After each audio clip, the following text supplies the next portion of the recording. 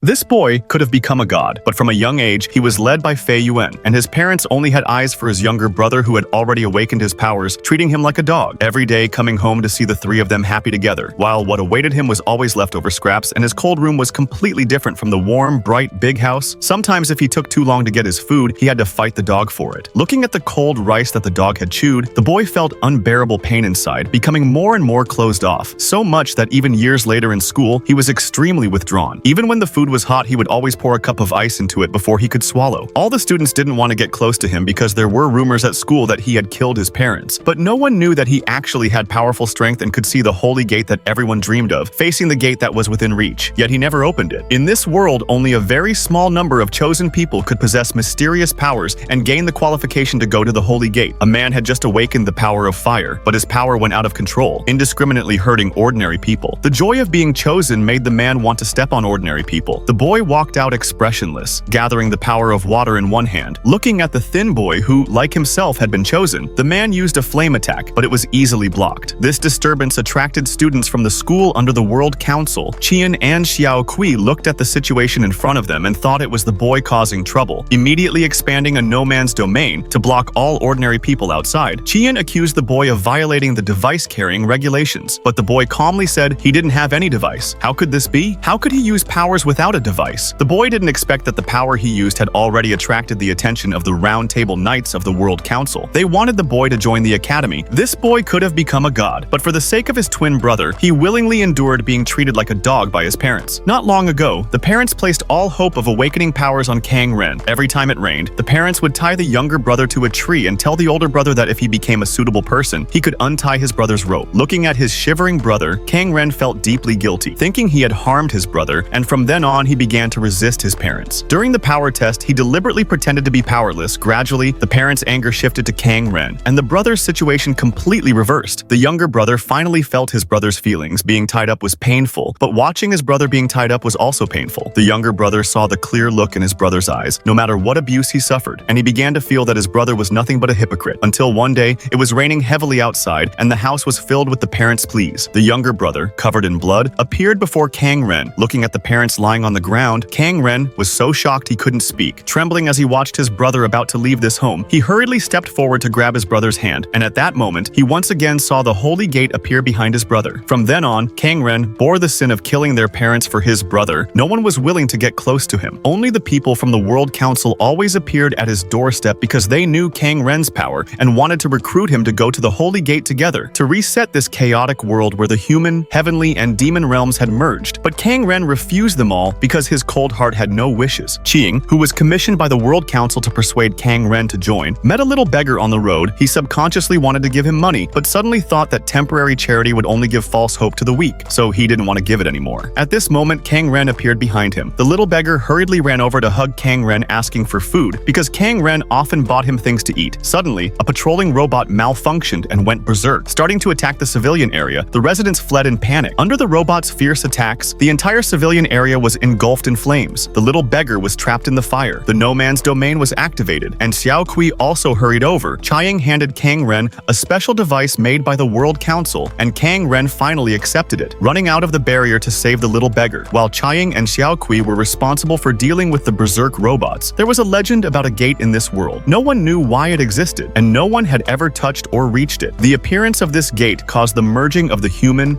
heavenly, and demon realms, plunging the world into chaos. Only those chosen by the gate could possess mysterious powers and thus be invited to the holy gate where all wishes could be fulfilled. In order to find his long-lost twin brother, Kang Ren decided to join the World Council and go to the holy gate with them, because Kang Ren was a candidate for God chosen by the Elf King, and only he could see the existence of the Elf King. But all this seemed very strange to Qiang and Xiao Kui, so they decided to investigate Kang Ren's background and found that it required clearance to open the classified files. So the two stole their mentor's ID and finally opened the file. But the data was full of reports about the Azure Christmas, which was an indiscriminate murder incident that happened 2 years ago. According to the survivors, the perpetrator was a blonde, blue-eyed girl who used water abyss powers, and these features were very similar to Kang Ren. Suddenly, the lights went out and countless robots surrounded the two. Bruno, one of the Round Table Knights, appeared. She was also investigating the truth about the Azure Christmas because her father died in that incident. At this moment, Kang Ren received a message that someone wanted to recreate the tragedy from 2 years ago. From then on, Schroeder Schrodinger completely fell in love with the boy and always wanted to see that beautiful figure again. Kang Ren arrived at the scene of the incident and saw Schrodinger. Schrodinger looked at the boy in front of her and felt that after 2 years apart, he had changed a lot. His eyes now unbelievably clear, but suddenly Bruno dropped from the sky and interrupted their reunion. Schrodinger summoned countless robots to fight against Bruno. Qian and Xiao Kui also joined the battle. Kang Ren summoned water blades and attacked Schrodinger, and at a critical moment, Kang Ren saved Bruno, who finally realized that Kang Ren was not the culprit of the Azure Christmas massacre. At this point, Schrodinger summoned a female angel robot, and faced with the robot's attacks, Kang Ren skillfully used his water powers to successfully subdue the machine. But Schrodinger managed to escape. After everything ended, Qian and Xiao Shui stood by Kang Ren's side, and finally, he had someone who could fight beside him. All of this was watched from above by a young boy. And in your heart, is there a best friend? Do you wish you are just as important to them as they are to you? The bonds of friendship are so deep but also so fragile. When we were young, we often heard there was a magical door in the world, and whoever opened it could have any wish come true. Xiao Kui innocently wished to eat all the cucumbers she could, but Xiao Hui, after thinking carefully, said she wanted to be Xiao Kui's friend forever. At that time, Xiao Kui didn't know that this one-time promise would one day become a shackle that bound her, and those words would lead Xiao Kui's fate to the Holy Gate. That day was Xiao Kui and Xiao Hui's first day of school. They were still inseparable as they entered their new school. With Xiao Kui around, Xiao Hui was especially brave. After class, Xiao Kui couldn't find Xiao Hui, but bumped into 3 girls from her class. They greeted her warmly, even helped her adjust her tie, told her not to be so stiff. So the friendship between Xiao Kui and Xiao Hui gradually expanded to include many classmates. Xiao Kui thought this school life was happiness, but Xiao Hui didn't feel the same. The summer festival was coming. Classmates were excitedly making plans to go together. Xiao Kui remembered she had always gone with Xiao Hui since childhood. Xiao Kui didn't really talk to others except Xiao Hui, so everyone thought she was strange. Xiao Kui worked hard to explain for Xiao Hui, not knowing that from a distance Xiao Hui was watching all this, her heart slowly changing, and she made up her mind to do something.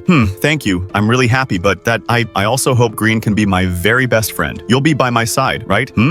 But Green must have me, and I must have Green, so please always stay by my side forever and ever. Green has to be my very best. Sorry, I think I'm being a little heavy. Wait, back home, Xiao Kui felt she was being a bit much and apologized to Xiao Hui, but Xiao Hui said she wouldn't go to the summer festival. She wanted to make a wish. While Xiao Kui was at the festival with her classmates, she suddenly heard someone say that a girl had disappeared in Night Shadow Mountain. Xiao Kui had a bad feeling and ran there to check. Making her way past all the police lines to the cliff's edge, she didn't see Xiao Hui, but got a message from her. Xiao Hui said she was going to the Holy Gate to make a wish, because having one friend is enough. On the surface, she looked like a horse, but in reality she was a drill instructor, and the main character's team was numb to these kinds of cosplays by now. But for now, they could only keep it to themselves because they were new rookies of the World Peace Organization. This time, they had come to the wild for special training, and this instructor was in charge. In everyone's eyes, special training should be harsh, but to their surprise, the instructor just divided them into 2 groups to find checkpoints. Just like it sounds, they could check any suspicious place. At first, nothing seemed odd. The main character and 2 other rookies were in one group, and after searching for a long time, they finally found a suspicious spot. But the next second, they were left speechless, because what appeared were 2 more instructors. The first challenge was a pure test of strength, but for some reason, shirts had to come off, which didn't make sense. Turns out it was supposed to be sumo. The redhead soon started wrestling the instructor, and it was back and forth to one of the girls. This looked pretty awkward. No way she, a girl, could take her shirt off too. But just when she thought the main character would do the same as her, she was shocked. He took his shirt off even faster. After the first challenge, the second started. A simple Q&A. Was the council boss's weapon called the Sword of Bright Justice? To the main character, this was a freebie, but the answer was actually wrong. The redhead who rushed to the correct icon lost, while the main character who ran to the wrong one actually won. And what awaited the redhead was a mud pit. These trainings were obviously pointless. The redhead was beginning to doubt life. After a morning of this, they gained nothing but defeat. Just as he was cleaning up, a girl appeared. After a short chat, she fell in love. Too naive to wonder where she came from, suddenly the main character appeared and the girl vanished. The redhead didn't mention what happened to his teammates, but all these actions were seen by the council's top brass. Next, the last mission was handed down. The team had to walk through the forest back to base, which seemed simple enough, but soon they were shocked by what they saw. 50 meters ahead was a group of 4 Fei Yuan things. At first they looked human, but soon transformed into animals. Just like imagined monsters, they were being surrounded, but the main character stayed calm. The mission was to get back. No need to fight the monsters, so everyone left with him. While running, the redhead noticed a figure. It was the same girl from before. With no warning, she attacked, almost putting them in a desperate spot. They called themselves the Reversed Ones, who once gave up being human to gain power, and so were rejected by the council. Their high command was exiled here, and now with a chance for revenge right in front of them. Of course, they wouldn't let it go, but they underestimated underestimated the main character's strength, and the upper ranks were always watching his movements, deeply curious about how he would deal with these so-called reversed ones. Would he mercilessly kill them, or try to stop the fighting another way? At this moment, the main character arrived to support the redhead, and in his eyes, these people were all just pitiful souls, so he didn't attack first. The situation became tense and stuck, but monsters are still monsters. The poor redhead even hoped to persuade the girl monster in front of him to return to human form, but was met with a ruthless sneak attack. But it didn't matter. They fought back, and at the very last second, the instructors appeared. These kids were the future of the organization in their eyes, and no matter if the monsters before them were human or ghost, they had no right to exist. It only took a few breaths for the instructors to settle the battle, and in the end, the main character only felt a little regret. Even if the instructors hadn't shown up, he would have resolved it himself. Compared to these reversed ones, he hoped the redhead could find the strength to change everything, because once his own weakness led to the death of his parents, so he only lightly pressed his sword to the ground when suddenly a massive gate appeared behind him, shocking everyone. He was their king, and he wanted to lead the students and teachers to a special place. The gate behind was the only way there because a thing called the Holy Gate had appeared in the city, and its appearance threw the demon, god, and human realms into chaos. The king's goal was to find it and destroy it, so under his lead, they all entered. The corridor walls inside were dazzling with colors. The only problem was it was eerily silent. After crossing through, the king at the front suddenly stopped, and then, with just a single sentence from him, everyone became alert. Countless aggressive mechanical creatures appeared by the water in the tunnel, and the king knew who could use such tricks, but had no time to think. At the same moment, a man with a clown mask watched and, with a snap of his fingers, unleashed the creatures. The king dashed forward under the group's protection, knowing he couldn't waste time on these things, and with everyone's effort, they reached a new area, a double-sided S-shaped staircase, and at the top was the final gate. Passing through would let them finally see the Holy Gate, but things were never that simple. They never expected the ones guarding it would be the gods of Western Europe. Not just one, but six, each radiating a terrifying power, and the king realized that if they failed, humanity's end would come. So he ordered his people to stall for time while he led the main character and the students onward. And soon, chaos broke out. Though their allies couldn't defeat the gods, buying time was possible, and at last, not letting anyone down, the king made it inside with one teacher's cover, inside with the main character and two others. And though his face was calm, inside the king was weeping, which the main character could see, and after walking for ages, they finally beheld the real Holy Gate. Yet for some reason, a strange force blocked their path. The king pressed forward with difficulty, earning the main character's deep respect, and finally, the Holy Gate opened. But inside, the sight shocked the king. No warmth, no color, and in the darkness, it felt like something was watching him. And before the three could react, the gate slammed shut and they were trapped outside. Only the king was left fighting inside. This was the organization's secret weapon to protect humanity. But why was it here? The king had no time to wonder and was forced into battle, his long sword flashing non-stop. He knew that even though the thing had a childlike face, it had not a single weak spot, and the surrounding darkness made it hard for him to fight well. But this was everyone's hope, and the sacrifices of his allies pushed him to erupt in power. Meanwhile, the one fighting the Norse gods arrived, deeply tied to the king, and when the king entered the Holy Gate, all the Norse gods disappeared. No one knew why, but it gave him a chance to catch his breath and join up. Here, the king finished his battle, but as he was about to collapse, the man with the clown mask appeared, as if he was the final victor, holding a pitch-black sword, threatening, "Take this sword and become mine, or die." An impossible choice. Now the king knew he couldn't win, but he refused to give in. The man with the sword didn't say more, dropped the blade and started to leave, but turning your back on the enemy is always a mistake, and the king quickly picked up the black sword to attack, but didn't realize he'd fallen into a trap. By the time he raised the sword, it was too late. Outside, his allies were waiting for his return, and the one who'd come had total faith in the king. The Holy Gate slowly opened, and the king walked out slowly holding the black sword. So next was just to destroy the Holy Gate. At least that's what they all thought. But the moment they'd waited for never came. The man confidently greeted the king, but suddenly, after the man fell, the gate closed again. The surroundings began to collapse, and the main character and his three companions fell into the darkness below. The boy accidentally fell into a bottomless abyss, and when he woke, someone was kneeling and begging him for help. It was the man before him who had saved his life, as their king had been taken by villains and the main character was the only one who could save him. In their world, there was a group called the Peace Council, originally founded by the king, and the main character, facing the person who'd saved him, didn't know what to say, but he knew the place that made the king disappear was the Holy Gate, and it was also because of that gate he'd fallen into this abyss. And at night, the main character sat lost in thought, when suddenly a little child appeared before him, barely 3 or 4 years old, and kept asking, "Do you want to change the past or the future?" And though the main character didn't know how to answer, his answer. He wanted neither, in fact, to the main character. The past and the future had no meaning at all. And seeing this, the child was very satisfied. The next day, a companion with the main character gave his own answer, but that night, the main character had already made his decision. He would go to the Holy Gate and never hide his power again. This was noticed by the man watching from the shadows, who knew the organization had already already been taken over by others, but didn't warn the companion who wanted to go back, sensing something was off about him. As expected, after returning to the organization, this companion immediately met with a man in a clown mask, the real mastermind, who then led him to the main character's hiding place. But as the main character, he'd already disappeared under the protection of another man. The clown-masked man had the ability to alter memories, so his companions either had their memories changed or betrayed the main character for some helpless reason. The masked man felt played, and the traitor was now at a loss. To please the masked man, the traitor quickly thought of a way. Just tell certain people in the organization that the main character was in danger, and they'd surely rush to find him and report back, bringing about his end. Even the masked man had to praise the idea. By the time the main character and his allies realized it, it was too late. The clown-masked man had already used his power to trap them. The traitor called for them to surrender, all of which was watched by the other man, who then gave the main character a choice. He could return to the Peace Council for investigation and pretend not to know the truth and be set free, or he could continue helping him, risking everything to reach the Holy Gate and save the king. The main character chose the latter, determined to save the king, and the man smiled with relief. He'd made the best choice of his life. Outside, the robots had already started marching toward the building, and just as they were about to destroy it, a huge crash turned all the robots to smoke in an instant, shocking the traitor outside. It was the man's doing, wielding a 100-ton spiked mace, and now it was time for him to show off again. He always appeared with this giant mace, not to show off, but because even that weight was only the tip of the iceberg for him. A single gentle swing felt like the end of the world. The three victims remained as arrogant as ever, but a second later, they regretted everything. The man's real purpose was to buy time for the main character, who was now escaping through a corridor, hunted by a villain whose abilities defied common sense. By coincidence, as soon as the clown-masked man activated his power, the main character was swallowed by a mysterious purple light in the corridor, and when he woke up, he was lying on his childhood bed, doubting his life and almost hoping he could just die there. Before he could react, someone nearby called him brother, but it didn't look like his brother at all. Suddenly, there was thunder outside the window and someone behind him hurried to cover him so he wouldn't catch cold. Turning around, this time it really was his brother. But how could the brother who'd been gone for 4 years suddenly appear? The main character instantly realized he must have fallen into an illusion and everything was fake, but he still didn't expose the fake brother, because longing is something everyone has, and even if the memories are painful, you still wish time could freeze right here. Only when the brother recounted his adventures over the past 4 years did the main character slowly speak, and in the next moment, the fake brother revealed his true form. He never thought he'd be found out after all that acting. Busted, he could only leave unwillingly. But the clown-masked man's tricks didn't stop there. He enjoyed seeing humans weak and powerless before their past, and so now he was ready to bring out the real brother, the real culprit who killed their parents 4 years ago. The cursed one the main character bore the blame to protect. For the most powerful villain, this was as easy as snapping his fingers, and every time he did something like this, he'd always go explain to another man, claiming it wasn't his fault but the fault of foolish humans. That other man just listened silently from his throne, as if he were the true ruler of the world. Every time it rained, their parents would tie their son to a tree to punish him for not awakening his magic, and every time the main character saw his brother like that, he couldn't bear it. But soon he came up with ways to help, arguing with their parents at meals, pretending to be weak at magic tests, until gradually he became the one tied to the tree instead. His brother watched, not knowing what his big brother was doing it for, and only realized the truth later. By then, it was too late. The brother had killed their parents outright, and now, after 4 years, the brothers finally met again, but that wasn't the whole reason for the murders. 4 years ago, on a rainy night, the brother had accidentally set the backyard on fire, and the main character took the blame, getting beaten badly by their father and finally locked in the doghouse, left out in the cold. That broke the brother. Now, hearing the main character tell some unknown secrets, the brother explained, in this world, whoever first saw the Holy Gate supposedly had the strongest magic, and he still remembered that on the night their parents died, the moment his brother touched his hand, the Holy Gate appeared, proof that this seemingly weak big brother was actually strong. But now, the brother's guilt was gone, and he even saw his brother as a hypocrite. At the time, he'd wanted to kill his brother too, but seeing that painfully fake look in his brother's eyes, he just couldn't do it. His hands froze and he fled in panic. It was then that he first saw the Holy Gate. Now, facing his brother, the main character didn't know what to say. He could only explain he was trying to protect him, but his brother refused to listen at all. Instead, he felt this was just the main character's hypocrisy, blaming all his own mistakes on his brother, believing that a brother like this didn't deserve to exist in this world. In the next second, he transformed twin blades into a fighting stance and, without any hesitation, launched a fierce attack on the main character, but his strike was easily dodged, the tremendous power shattering all the surrounding buildings. The main character said he didn't want to fight his brother, but those words only fueled the brother's anger, and he kept swinging his sword at him, vowing to erase all hypocrisy from the world. The battle soon became completely one-sided, with the main character constantly dodging while his brother attacked without mercy, leaving everyone watching stunned. Would the main character really fall here? But that wasn't the case. Even when facing his brother's deadliest move, the main character finally fought back, but to everyone's surprise, surprise, even then he held back, as if he only struck because it was the only way to save himself. So without a doubt, he was knocked back again, but the attacks didn't stop. This time, it was serious trouble. A companion saw what was happening and blocked an attack for the main character. Maybe the blow wouldn't have killed the main character, but for this weak companion, it could be fatal. At that moment, the story circled back. So if you liked this anime and want a part 2, let me know in the comments. I'll upload part 2 right away.